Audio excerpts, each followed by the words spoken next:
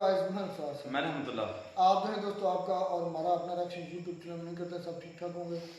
तो चलते हैं दोस्तों आज की वीडियो लोकसभा की video get out Muslim started in Sweden.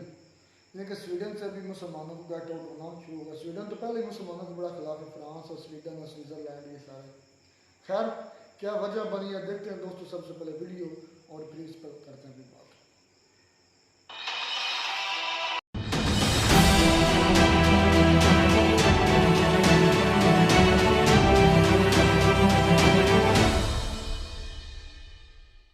इस वीडियो में बताई गई सारी जानकारी पब्लिक प्लेटफॉर्म पर उपलब्ध है। इसमें ऐसी कोई जानकारी नहीं दी गई है जिससे हमारे सुरक्षा बलों की गोपनीयता भंग होती है। डिफेंस डिटेक्टिव सेना का सम्मान करता है और उन्हीं जानकारियों के आधार पर काम करता है जो सार्वजनिक रूप से मौजूद है। स्वीडन में भी गेट आउट मुस्लिम्स जो है वो शुरू होने वाला है। हर धर्म और पंथ को सपोर्ट करने वाला लिबरल देश स्वीडन भी मुसलमानों से तंग आ चुका है। वहां एंटी मुस्लिम सेंटिमेंट्स तो कई सालों से बढ़ने लगे थे, अब वो खुलकर सामने भी आ रहे हैं और इस पर इस्लामिक देशों का रोना पीटना वो भी शुरू हो चुका है। नमस्कार दोस्तों, डिफेंस डिटेक्टिव के एक और नए एपिसोड में आप सभी का स्वागत है। मैं हूं आलू। दोस्तों, स्वीडन से एक बड़ी खबर आई है। खबर यह है कि स्वीडन की जो गवर्नमेंट है, उस गवर्नमेंट की एक टॉप लीडर ने साफ साफ कह दिया है कि अगर मुसलमान स्वीडन की सभ्यता, स्वीडन की संस्कृति उसके हिसाब से नहीं रहते हैं वहां पर, तो उन्हें देश छोड़कर चले जाना चाहिए। स्वीडन की डिप्टी पीएम एबा बुश ने स्वीडन में रहने वाले मुसलमानों को एक सीधा संदेश दिया है। एबा ने कहा है कि स्वीडन में रहने वाले मुस्लिमों को स्वीडिश वैल्यूज को अपनाना होगा। इतना ही नहीं, स्वीडन के डिप्टी प्राइम मिनिस्टर ने कहा है कि जो मुसलमान इसमें शामिल नहीं हो सकते, इससे जुड़ नहीं सकते, वो देश छोड़कर चले जाएं। एबा ने यह भी कहा कि ऑनर किलिंग्स, सिरतन से जुदा, महिलाओं को पत्थर मारना और शरिया लॉ के लिए स्वीडन में कोई जगह नहीं है। एबा का यह बयान यूके एनआईपी पर पब्लिश हुआ है। यह उस खबर का लिंक है, आप नोट कर सकते हैं। डिस्क्रिप्शन बॉक्स में भी मैंने यह लिंक दिया हुआ है। हालांकि भारत में यह वेबसाइट ब्लॉक है, लेकिन इसे ब्रिटिश जर्नलिस्ट डेविड अर्थटन ने ट्वीट किया है। डेविड द यूरोपियन कंजर्वेटिव के जर्नलिस्ट हैं और ये डेविड का वो ट्वीट है जिसकी मैं बात कर रहा हूं। इसमें उन्होंने स्वीडन के डिप्टी प्राइम मिनिस्टर एबा बुश की तस्वीर भी लगाई है।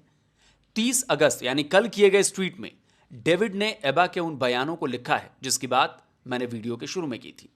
डेविड ने मुस्लिमों को स्वीडन की संस्कृति और मूल्यों के हिसाब से रहने, उसे अपनाने पर एबा के बयान को ट्वीट किया है। एबा ने स्वीडन में मुस्लिमों के कट्टरपंथी रिवाजों, ऑनर किलिंग्स, सरतन से जुदा जैसी चीजों की भी नो एंट्री का ऐलान कर दिया है। डेविड ने ट्वीट में यह भी बताया है कि एबा ने बिल्कुल क्लियर कर दिया है, साफ कर दिया है कि स्वीडन में शरिया लॉ को और शरिया लॉ को लगाने की वकालत करने वालों को कोई जगह नहीं दी जाएगी। डेविड के अलावा और भी कई वेबसाइट्स ने भी इसे पब्लिश किया है। यूनाइटेड किंगडम की एंग्लिकन मेनस्ट्रीम चर्च की वेबसाइट पर भी यह खबर आज ही छापी गई है। तो स्वीडन की डिप्टी प्राइम मिनिस्टर ने ताल ठोक कर ऐलान कर दिया है कि जो भी मुसलमान स्वीडन के कल्चर, स्वीडन की सोसाइटी के वैल्यूज को नहीं अपनाएंगे, उन्हें बाहर का रास्ता दिखा दिया जाएगा। और ऐसा नहीं है कि एबा बुश ने ऐसा कोई बयान जो है वो पहली बार दिया है। इससे पहले मई में भी उन्होंने मुसलमानों को एक तरह से वार्निंग दी थी। एबा बुश ने 29 मई को स्वीडिश चैनल एसवीटी पर एक डिस्कशन के दौरान कहा था कि इस्लाम को स्वीडिश वैल्यूज को अपनाने की जरूरत है। यह आर्टिकल एसवीटी की वेबसाइट पर ही पब्लिश हुआ था। यह स्वीडिश भाषा में है। इसे मैंने आपकी सुविधा के लिए इंग्लिश में ट्रांसलेट कर दिया है। देखिए, हेडलाइन ही है, Islam needs to adopt Swedish values. वैसे तो इस टीवी शो पर उन्होंने कई बातें कही थी, लेकिन इसमें उन्होंने सवाल उठाए थे कि 7 अक्टूबर को इजराइल पर हमास के हमले के बाद स्वीडन की सड़कों और चौराहों पर जिस तरह के जश्न मनाए गए, वो स्वीडन की संस्कृति का हिस्सा नहीं है। बुश के इस बयान के बाद भी खूब बवाल मचा था। कई देशों में बैन इस्लामिक संगठन हिज्ब उत तहरीर ने बुश के बयान का विरोध किया था, लेकिन एबा ने अपना बयान दोहराकर यह साफ कर दिया है कि वो अपने स्टैंड से पीछे नहीं हटी हैं। मई में जब उन्होंने टीवी शो पर मुसलमानों को स्वीडिश वैल्यूज अपनाने की बात कही थी, उसके ठीक एक दिन पहले एफ्टॉन ब्लेडेट नाम की वेबसाइट पर उन्होंने एक डिस्कशन भी शुरू किया था। यह भी स्वीडिश में ही है, लेकिन मैंने इसे इंग्लिश में ट्रांसलेट कर दिया है। देखिए, इसकी हेडलाइन है क्या, स्वीडिश मूल्यों का क्षरण होने वाला है। एबा ने यह डिबेट स्वीडन में बढ़ते संगठित अपराध और बढ़ती यहूदी विरोधी भावना को लेकर शुरू की थी। इसमें स्वीडन के समाज और प्रशासन के समानांतर कबीलों की संरचना भी मुद्दा था। उन्होंने इस डिस्कशन के टॉपिक में यह भी लिखा था कि स्वीडन में ऐसी घटनाएं हो रही हैं जिनके बारे में 20 साल पहले सपने में भी नहीं सोचा जा सकता था। स्वीडन में ऐसे खतरनाक बदलाव हो रहे हैं जिनसे पुलिस और सुरक्षा एजेंसियों से ज्यादा नेता लड़ रहे हैं। इसमें उन्होंने स्वीडिश समाज पर आने वाले खतरों के बारे में बात की है। इसी दौरान उन्होंने लिखा कि स्वीडन का समाज मुस्लिमों के साथ है, उनके पक्ष में है, लेकिन जब स्वीडिश मूल्यों को अनदेखा किया जाता है, उनसे दूरी बनाई जाती है, उन मूल्यों को दरकिनार कर दिया जाता है, तो यहां के लोग खुद को उत्पीड़ित समझने लगते हैं। उन्होंने साफ लिखा है कि स्वीडन का समाज बाहर से आने वाले लोगों से उम्मीद रखता है कि वो उनकी भावनाओं का, उनकी संस्कृति का और उनके मूल्यों का सम्मान करे। अब भले ही मुस्लिम देश हो, मुस्लिम संगठन हो या फिर कोई और हो, एबा का विरोध वो करें, लेकिन उन्होंने जो मुद्दा उठाया है वो आज दुनिया के कई देशों में वो मुद्दे उठ रहे हैं। और ना केवल ये मुद्दे उठ रहे हैं बल्कि सोशल अनरेस्ट की एक बड़ी वजह भी ये मुद्दे बन रहे हैं। और मुद्दा क्या है? मुद्दा है मुस्लिमों के साथ प्रॉब्लम का। मुस्लिमों के साथ प्रॉब्लम क्या है? प्रॉब्लम है नॉन कोएग्जिस्टेंस, यानी उनके धर्म और उनके स्वभाव में ही है कि वो दूसरी कम्युनिटीज के साथ नहीं रह सकते। उनके साथ हिलना मिलना तो छोड़िए, उनको बर्दाश्त नहीं कर सकते। वो किसी न किसी तरह ये चाहेंगे कि सामने वाला अपना धर्म, अपनी आस्था छोड़कर इस्लाम फॉलो करने लगे। दूसरी प्रॉब्लम है कि अपना देश छोड़कर दूसरे देश में जाओ जहां अलग संस्कृति है, अलग कल्चर है, अलग रहन सहन है, अलग नजरिया है, तो वहां जाकर उसे भी मुस्लिम देश बनाने के मिशन में लग जाओ। और मुसलमानों की ऐसी हरकतों की वजह से यूरोप के जो लिबरल देश हैं वो देश भी आज मुसलमानों के खिलाफ आवाजें उठा रहे हैं। वहां के लोग मुसलमानों के खिलाफ सड़कों पर उतर रहे हैं। स्वीडन यूरोप का एक छोटा सा देश है। नॉर्वे और फिनलैंड से उसके लैंड बॉर्डर मिलते हैं।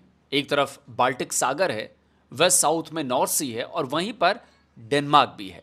पिछले कुछ सालों में स्वीडन में माइग्रेंट्स लगातार बढ़े हैं और इसके साथ ही वहां क्राइम रेट्स में भी तेजी आई है। साल 2022 में स्वीडिश पीएम ने खुद इस पर बयान दिया था। बहुत शांत माने जाने वाले इस देश में धर्म को लेकर बवाल शुरू हो गया है और इसने देश की सियासत और समाज दोनों को उलट पुलट कर दिया है। फ्री स्पीच को बहुत प्राथमिकता देने वाले स्वीडन को भी अपने कानून में बदलाव करने पड़े। और सिर्फ इतना ही नहीं, स्वीडन में शरिया लॉ की मांग को लेकर गुटबंदी तेज होने लगी है। स्वीडन में क्राइम तेजी से बढ़ा है। यह पिछले साल अक्टूबर की खबर है। 15 साल की एक स्वीडिश लड़की ने अपने दोस्तों के साथ मिलकर एक माइग्रेंट को मार डाला था। पुलिस ने जब इस हत्या का पर्दाफाश किया था तो पता चला कि उस माइग्रेंट ने लड़की के साथ बलात्कार किया था और उसने इसकी रिपोर्ट भी लिखवाई थी। उनकी हुकूमतें जो हैं, बजाय इसके कि ये जो माइग्रेंट्स आ रहे हैं उसका कोई सोल्यूशन ढूंढे, वो क्या करते हैं, वो उल्टा अपनी आवाम को फार राइट और रेसिस्ट और इस तरह का कह के गैस लाइट करने लग जाते हैं। तो इस तरह की चीज जो है, ये तो जर्मनी का आपका स्टैट्स दिखाया, अभी पाकिस्तानियों ने क्या किया यूके में वो भी आपको पता है, अल्जेरियन लोगों ने फ्रांस में क्या किया वो भी आपको दिखाया, दंगे करते रहते हैं। तो अब स्वीडन, स्कैंडिनेवियन मुल्कों की एग्जाम्पल दी जाती थी कि बड़े अच्छे मुल्क हैं ये। आपके खान साहब भी कहते होते थे कि देखो जी वो असल मॉडल है। तो जब से स्वीडन में गए हैं बेड़े गर्क हो गए हैं। नॉर्वे का थोड़ा सख्त है, नॉर्वे में इतने ज्यादा माइग्रेंट्स नहीं गए, इसलिए नॉर्वे थोड़ा बेहतर है। अभी वो स्कैंडिनेवियन कंट्रीज नॉर्वे और फिनलैंड ठीक है, लेकिन स्वीडन में सबसे ज्यादा माइग्रेंट्स गए आपके मोमिनीन्स। तो वहां पे क्या हुआ जी, अब ये एक खबर आई है कि एक 15 साल की लड़की जिसका एक माइग्रेंट ने जिनसी ज्यादती की उसके साथ, तो उसने फिर प्लान बना के अपने बॉयफ्रेंड और उसके भाइयों के साथ मिलके उसने उस माइग्रेंट का खून कर दिया। और ये पूरी डिटेल यहाँ पे है। वो 26 साल का मिडिल ईस्टर्न था, यानी सीरिया से गया होगा, और उसने जाके एक लड़की का रेप किया। तो उस लड़की ने फिर उसका प्लान बनाया, अपने बॉयफ्रेंड और उसके दोस्तों के साथ मिलके उसको वहां पे एक जगह पे बुलाया और वहां पे उसको फांसी की सजा दे दी, एक्सिक्यूशन स्टाइल। तो अब उनको अरेस्ट कर लिया गया। तो ऑब्वियसली कानून को उन्होंने हाथ में लिया, लेकिन ऐसा होता है जब आपकी पुलिस आपके साथ नहीं देती। 2017 में स्वीडिश क्राइम प्रिवेंशन एजेंसी ने एक रिपोर्ट जारी की थी। रिसर्च गेट ने उस रिपोर्ट के आधार पर बताया था कि देश में होने वाले क्राइम का 58% माइग्रेंट्स कर रहे हैं। और ना केवल क्राइम बल्कि इस्लामिक आतंकवादी स्वीडन को दहलाने की साजिश भी कर रहे हैं। इसी साल 7 मार्च को स्वीडन की पुलिस ने हमले की साजिश रच रहे इस्लामिक आतंकवादियों को गिरफ्तार किया था। स्वीडन पर हमले की साजिश स्वीडन से बाहर बैठकर भी की जा रही है। इसी साल मार्च में ही जर्मनी में भी 2 मुसलमानों को गिरफ्तार किया गया था, जिन पर स्वीडन में आतंकी हमले की साजिश का आरोप लगा था।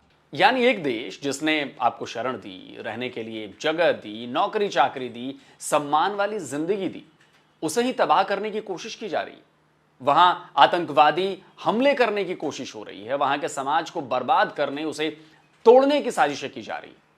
अब ऐसे में कोई गेट आउट मुस्लिम बोल दे तो भाई बुरा लग जाएगा, तुरंत उसे इस्लामोफोबिक करार दे दिया जाएगा, तुरंत चौक चौराहों पर प्रोटेस्ट होने लगेंगे।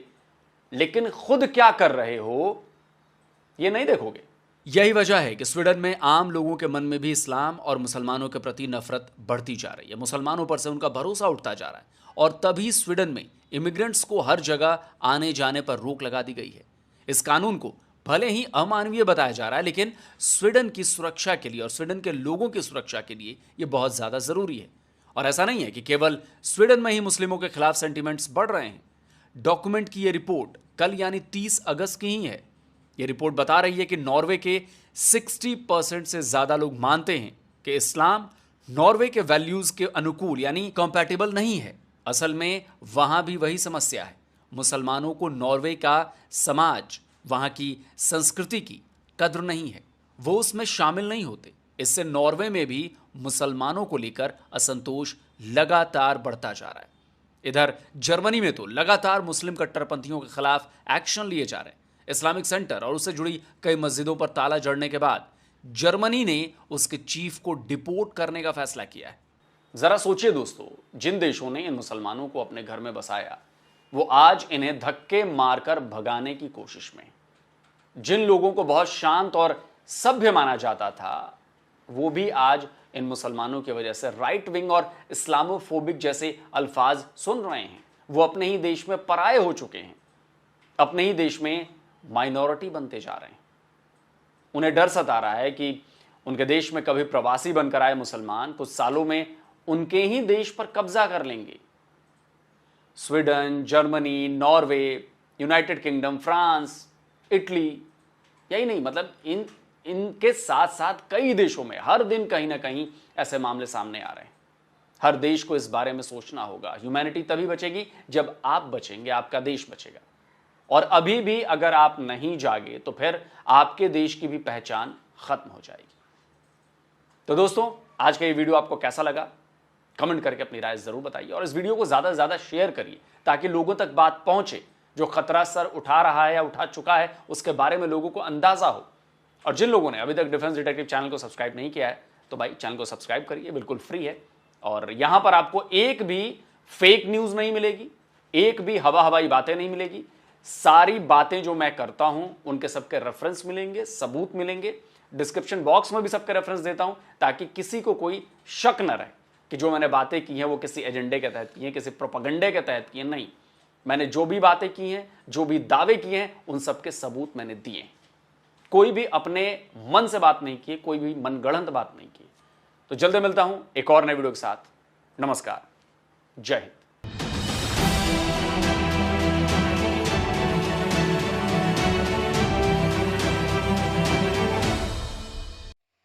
तो जी दोस्तों, वीडियो होगी ख़त्म। ये बिल्कुल स्वीडन जो है एक लिबरल सेकुलर किस्म का देश था।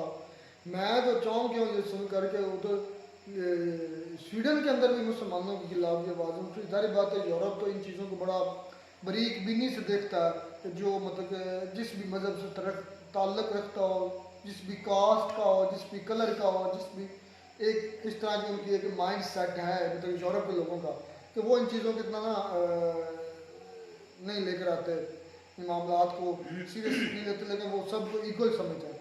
तो मैंने जब ये सुना कि स्वीडन ने मुसलमानों को गेट आउट कर दिया तो उसका मतलब पीछे इसके बहुत ज़्यादा कारण है। तो ये जो आज मुसलमान अपने मज़हब को बदनाम कर रहे हैं, उसी की वजह से आज हमें get out of her country से हो रहा है, स्पेशली यूरोप से तो बहुत हो रहा है। यूके के अंदर भी दंगे हुए। यूके के अंदर तो खैर पाकिस्तानी को निकला बोला बस न्यूज़ 3 वाला या इस तरह का न्यूज़ था। पाकिस्तान लाहौर का वो जो बशिंदा पकड़ा गया, जिसने फेक न्यूज़ चलाने के बाद वो वायरल हुई। वायरल होने की वजह से फिर दंगे शुरू हो गए और दंगों के नतीजे में जितना इमेज था इस्लाम का वो ख़राब हुआ और साथ साथ पाकिस्तान का भी ख़राब हुआ। तो ये मेरे ख्याल में हमारे लिए बहस शर्मिंदगी है।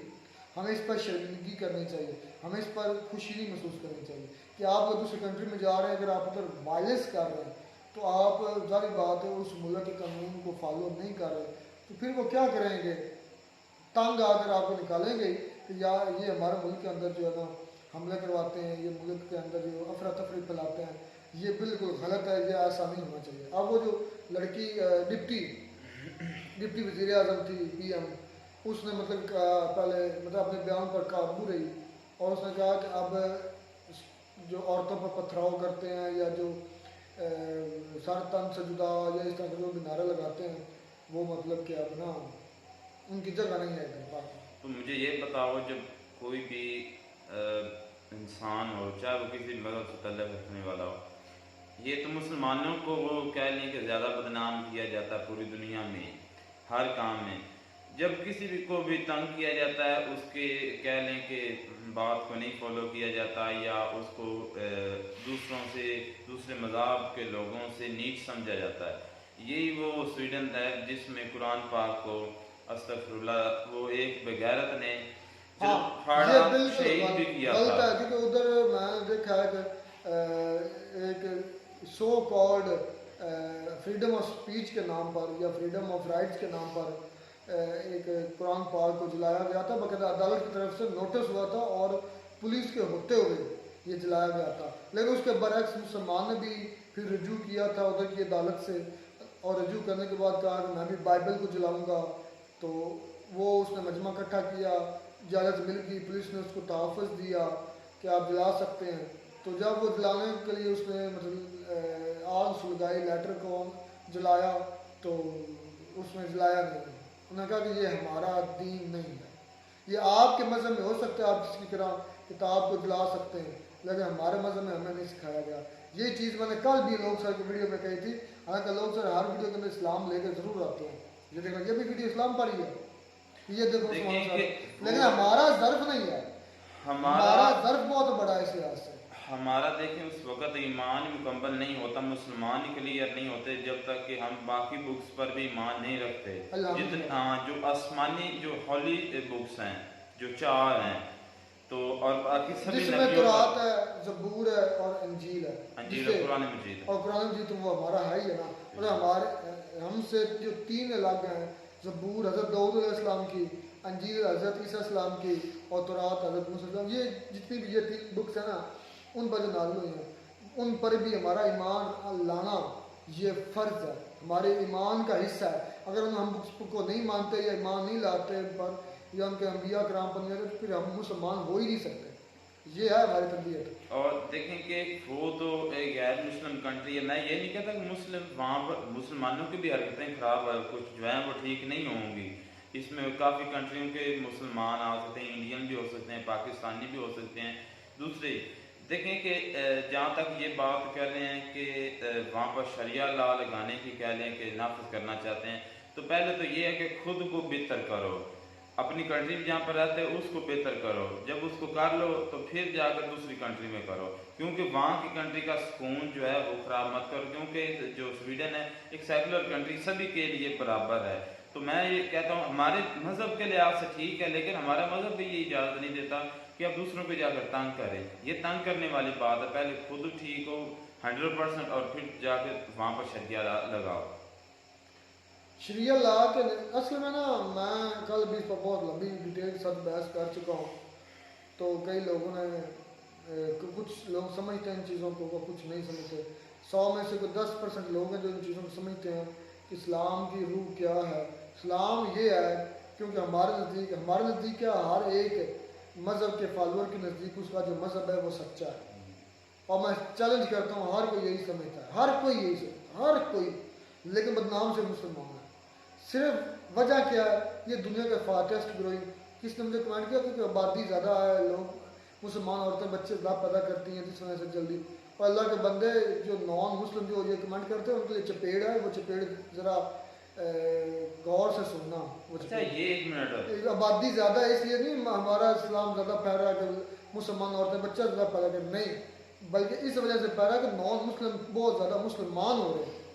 यार देखें, अगर यही बात है तो आप बच्चे पैदा कर रहे हैं, आपको क्या है? आपको किसी ने आप किया हुआ? दूसरे मज़हब के जितने भी हैं वो कर लें बच्चे पैदा के। अब क्या मैं बोलूँ, कितनी कि जिस भाई ने भी कहा है उसने अपनी कह लें कि तरबियत शो करवाई है उस भाई ने कि बच्चे पैदा करने से जो है ना वो ज़्यादा जो है असल में खैर है। सबको जेलसी यही है, जितने मज़हब के लोग हैं सबको जेलसी है कि यार ये मतलब अगर किसी इतना जेलसी वो फास्टेस्ट ग्रोइंग ये क्यों हो गया? ये देखें ये कि जेलसी है। जेलसी भी उसकी की जाती है ना कि जो खुद से ऊपर हो और ऊपर उसकी बराबरी ना ना कर की सके। है, क्योंकि इस्लाम को इसमें कोई भी मजहब नहीं छू रहा बिल्कुल तेजी से जितना ये फैल रहा है दुनिया के ऊपर।